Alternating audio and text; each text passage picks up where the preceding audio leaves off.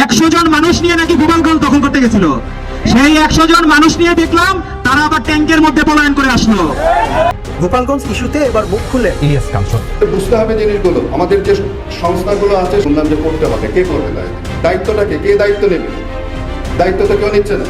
তারা নিজেদেরকে জাহির করার জন্য সেখানে গিয়ে একটা পরিস্থিতি তৈরি করলো এবং গায়ের জোরে গিয়ে বাহাদুরি করার চেষ্টা করলো, যেটা কোনো দরকার ছিল না তাদের। আমরা তাদের জানাচ্ছি। এবার গোপালগঞ্জ হামলার নতুন তথ্য সামনে এসেছে।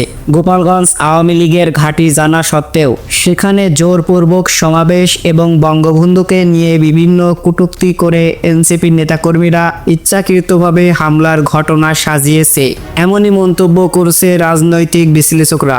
এই নিয়ে বিস্তারিত থাকছে পুরো ভিডিওতে। গোপালগঞ্জে যাওয়া, তাদের ওই গোপালগঞ্জের মানুষকে একটা উস্কানি দেওয়া, মিলিটারিদের গাড়ি পর্যন্ত এই গোপালগঞ্জের মানুষ ঘুরে পাচ্ছে না। তো সুতরাং সেটা তো শান্ত জায়গা না। ওই জায়গাতে গিয়া শেখ মুজিবের বিরুদ্ধে কথা বলা খুব কঠিন ব্যাপার, কিন্তু ছেলেগুলো গিয়া শেখ মুজিবুর রহমানের গালাগালি শুরু করছে।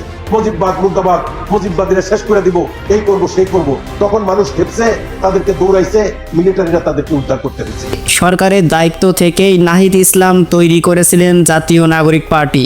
এখন সেই সরকারের ক্ষমতাকেই কাজে লাগিয়ে রাজনীতি করছে তারা। তাই তো এনসিপি নেতাকর্মীদের রাজনীতি শিখতে বললেন ঢাকা দক্ষিণ সিটির মেয়র ইশরাক হোসেন। এখানে এনসিপিও যথেষ্ট দায় রয়েছে, তারা কোনোভাবে দায় এড়াতে পারে না। অত্যন্ত ইম্যাচিওর একটি পলিটিক্যাল পার্টির মতো কাজ করেছে।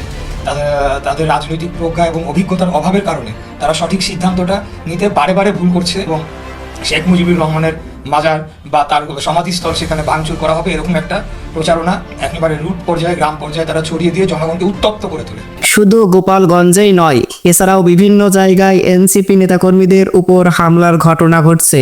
এই বিষয় নিয়ে রাজনীতিবিদ তুষার বলেন, বিভিন্ন জায়গায় চাঁদাবাজি করছে এনসিপি নেতাকর্মীরা। ইন্টারনেটে দেখি যে গাড়ির মধ্যে একজন মহিলা টাকা দিচ্ছেন এবং গাড়ির বাইরে দাঁড়িয়ে আরেকজন 7,80,000 টাকা নিচ্ছেন। পৃথিবীর কোন রাজনৈতিক দল রাস্তায় এভাবে গাড়ির কাজ নামিয়ে চাঁদা আদায় করে অথবা রাজনৈতিক দলের ডোনেশন নেয়?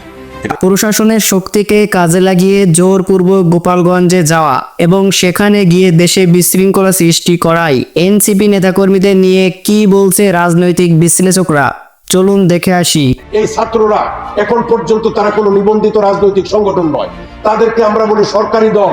সরকারের সার্বিক সহযোগিতায়, তারা মিলিটারি এবং পুলিশের সহযোগিতায় সেই গোপালগঞ্জে যেতে চেয়েছিল। আমার সরল বিবেচনা হলো ডক্টর ইউনূস গভর্নমেন্ট ফেল করছে।